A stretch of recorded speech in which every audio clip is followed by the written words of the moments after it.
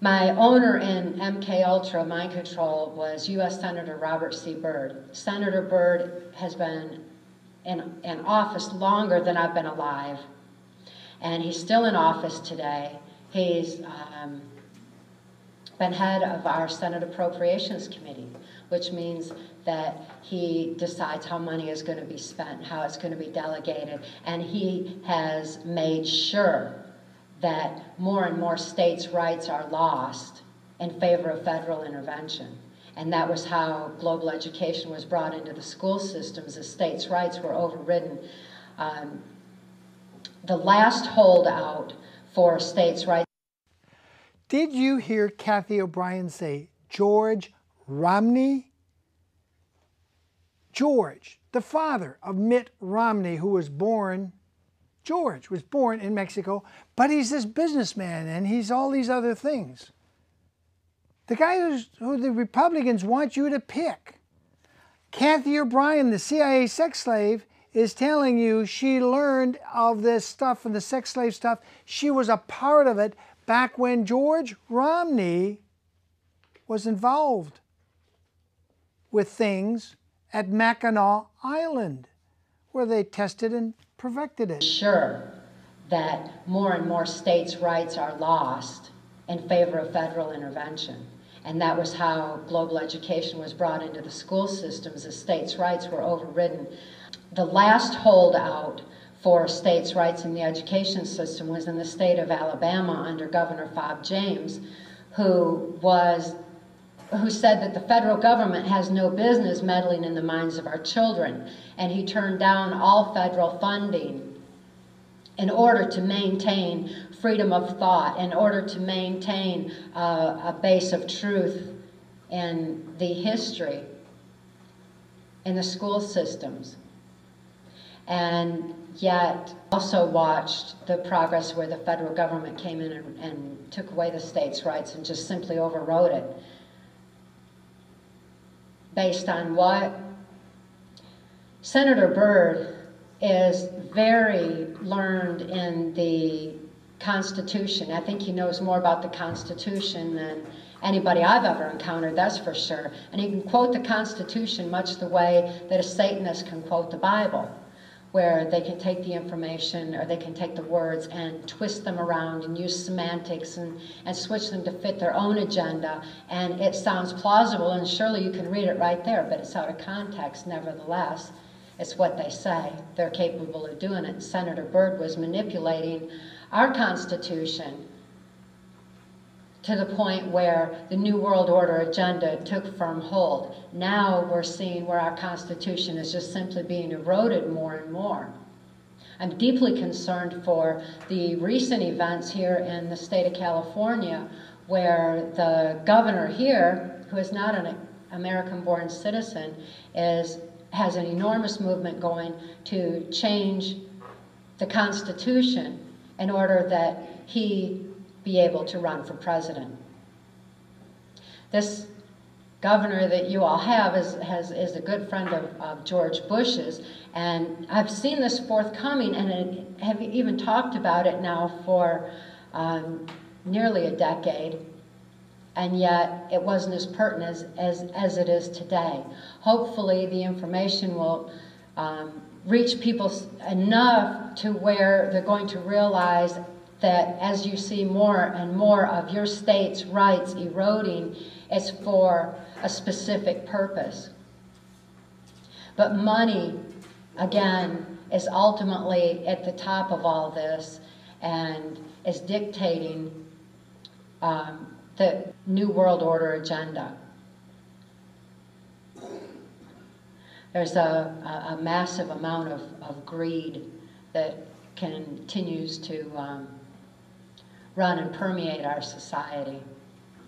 The different criminal operations that I was forced to participate in during the Reagan-Bush administration are detailed in our book, Transformation of America. That information was compiled for Congress as testimony, and when upon the advice of federal attorneys, the information was released en masse in 1995. There's a number of, particularly then, there were a number of people in Congress who know how essential it is that good people have a knowledge base of truth and wake up and see what is going on in our country, to begin to realize how this transformation of America was taking hold far more so than it ever did in Nazi Germany.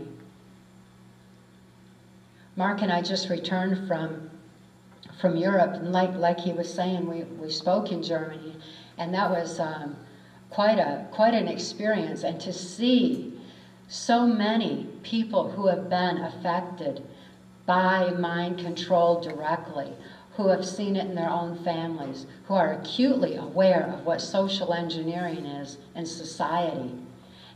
They know what's happening in the United States. They've been talking about it for years that I'm aware of, particularly on the education aspect, because it was exactly what Hitler had implemented, and they were recognizing it. They were also recognizing the erosion of our medical system and how we were becoming more and more financially dependent in this state, and losing more and more of our individual rights to information control. But the compassion of people not only in Germany, but all over the world where Mark and I have been speaking out is very encouraging. To go outside this country, it's like a whole new world. I mean, it's such a privilege to see that people are awake and aware. They know what mind control is. They know that mind control has a firm grip on America right now, that there is a criminal faction in control of our government that is seeking to control the world. And it's inexcusable that we continue to follow leaders that we didn't elect. We know that these people that are in place right now weren't elected. They keep taking the elections. Consider that the electronic voting machines were manufactured by a key corporation that's one of the, among the very, very few that are actually controlling the media. They also manufactured our voting machines. And Dick Cheney is associated with that corporation, much the same way he is with Halliburton. I've known Dick Cheney through Gerald Ford since 1975. He is the most brutal person I've ever encountered personally, by far. But it's his attitude and his agenda that is so frightening. Who we have in position of president is a figurehead, the spokesperson, which is why back during the Reagan-Bush administration, while George Bush and Dick Cheney were running everything from behind the proverbial wizard's curtain or behind the scenes, then Ronald Reagan could be up front and say what they needed him to. Because he's an actor, because he was an actor, he was able to do that. But he wasn't the one who was running the country, not back then. And so it has gone now through various administrations. With Bill Clinton, for example, which was, I've known Bill Clinton since 1979 when he was governor of Arkansas, and I knew him through some CIA black ops that were involved in the CIA cocaine operations going through Mena, Arkansas. But Bill Clinton was being groomed to slip into the office of president because he would do and say what needed to be done, and he certainly had the ability to manipulate people with the way that he spoke. And therefore it was decided in 1984 that I heard him and George Bush talking at Swiss Villa Amphitheater in Lampe, Missouri, that when people became disillusioned with Republicans leading them into the New World Order, then Bill Clinton as a Democrat would be put into place. It happened. I had also, and this is in Transformation of America, and it was released in 1995. That information that had been compiled. Was aware of this for so many years, and also that George Bush Jr. was going to be put into the office of president, not as someone who could think for himself, but as someone who would do exactly what he was told to do. George Bush Jr. can deliver a speech very well, because all he has to do is voice it and mouth it exactly like he's told to do. But to ask him a question that he has to think of creatively, or to answer on his own, the tongue goes to the side of the mouth and he doesn't come off, just very, very, very bright. That's because he's not the one who's thinking of where our country is going or where it's been. He's not the one who's aware. We got to look behind the scenes. The person that we see, the figurehead that we see as president, is not the one that's in control, and the next one's not likely to be either. And I believe that's why that Schwarzenegger's being groomed accordingly, because he too is an actor and he can voice and say whatever he's told to do as well. This is coming unless we wake up and wise up. But according to the plans that I heard at Bohemian Grove in Northern California, at the Swiss Villa Amphitheater, which is actually a CIA mind control epicenter where they train military special forces. Also Mount Shasta, California, where they train military special forces with mind control, which was where I had seen George Bush Jr. being programmed and trained and groomed as well. These particular epicenters are places where I heard numerous plans for who was going to be put into place and how the minds of the people could actually be manipulated. And I learned through that Hillary is one being groomed as well, because not robotically or under mind control. As a matter of fact, she is definitely more criminally intelligent than Bill Clinton even. But since people in America have been socially engineered to forget the crimes during the Clinton administration and only think of the perversion, diversion, Lewinsky affair, the Hillary being paraded as an illusion of change as a woman is also forthcoming. So those are two very key people that are being maneuvered into place as well. We need to become aware of this. We need to learn to expand our thinking and realize what is going on. Because when you go outside this country, it's accepted knowledge that our president is under mind control. It's accepted knowledge that Dick Cheney is very much in control, and that George Bush Sr., his closest friend and comrade, has been for a long time. Those are two key people at the top of this pyramid of power that I'm aware of. And it's essential that we realize they've been in power for a long, long time, and it's inexcusable to leave them in anymore. It's inexcusable to keep following these leaders we didn't elect. So what can we do about it? That is very much motive behind Mark and I releasing our most recent book, Access Denied for Reasons of National Security. It contains much information on healing. It includes the exact formula, step by step, of how I recovered from my extreme mind control victimization. That same recovery methodism that set me free can set everyone free to be able to break away from the social engineering that's been put on society, to where a person can learn to expand their thinking a bit further.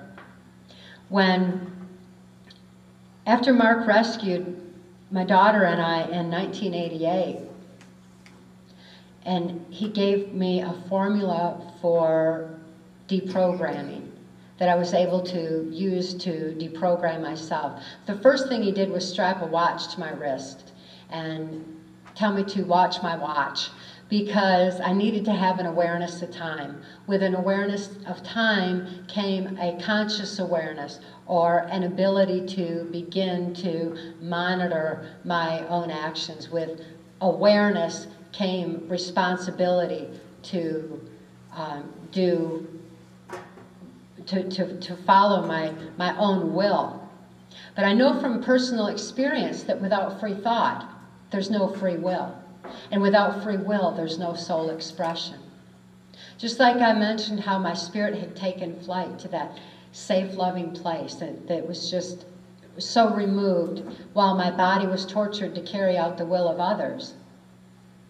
I needed to have that back in order to be able to stand strong for what I believed in, to be able to implement my own free will, and to be able to think for myself in order to realize what had actually been going on all those years of my life. Because when Mark rescued me in 1988, I was totally amnesic. I didn't know who I was, where I'd been. I didn't know how old I was, what year it was, until I began remembering what had happened. And because I felt safe for the first time in my life, and because I felt love, I was having memory flashes that were just flashing on my mind constantly, much the same way that people who are sexually abused oftentimes have those memories begin to break right around age 30, because our bodies have numerous changes that are going on at that time, where the neuron pathways of the brain begin to change and memories begin to come forward. So with a combination of being safe for the first time, and the combination of love, and the fact that I was turning 30 and was having these memory flashes, I needed to begin to remember and piece together my own life, what had happened. What had happened was so emotionally incomprehensible that it took logic in order to begin to comprehend it. Mark handed me a pen and told me to begin to write out my memories, because the very act of moving a pen uses the logic part of the brain. And by using logic, it shifted what was emotionally incomprehensible into logic, where I could understand, face reality, and deal with what had happened. And I began to recover at a rapid rate at that point. As I gained control over my own mind again, and had free thought and free will and soul expression, I was strongly motivated to speak out on what I had learned, not out of vengeance, not out of anything negative like that. Negativity is so immobilizing. Instead, it was love for humanity.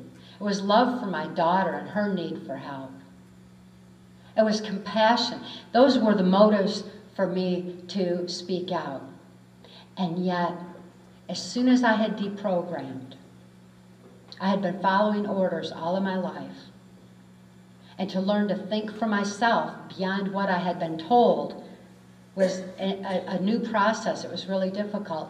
And thinking was like, it was like my brain would fall off into a black hole, and I just couldn't quite get there to make a decision for myself or to think for myself. And it took brain exercises where I began to expand my thinking, to consider other angles, other possibilities, other perceptions, to look at other aspects in order to begin to learn the truth. And truth is so discernible because of the strength of spirit that I had regained. It's essential that we all gain our strength of spirit in order to be able to grasp the truth. And the same truth that made me free can make anyone free from any level of abuse and any level of misinformation, disinformation, or limited information, so that we can have a firm grasp on what's really going on. With that strength of spirit becomes an ability to have an inner peace. And that inner peace is essential for making a positive difference in our own environment and within our own self. And by having the strength of spirit and peace within, that is a first step towards world peace. How can we have world peace if we don't have any peace within? How can we know truth if we're fearful because we're ignorant? We've got to be able to learn to have our strength of spirit, to trust in the power of love, to grasp the truth, and realize that indeed it is truth that makes us free. So please, I encourage each and every one of you to go out into your own areas of life and among those that you love in your own families and raise that awareness and give them that thread of truth and give it with love, because love is the most powerful force in the universe, and it empowers people to have the strength of spirit to stand and make a positive difference for all of us. We need it today. Thank you.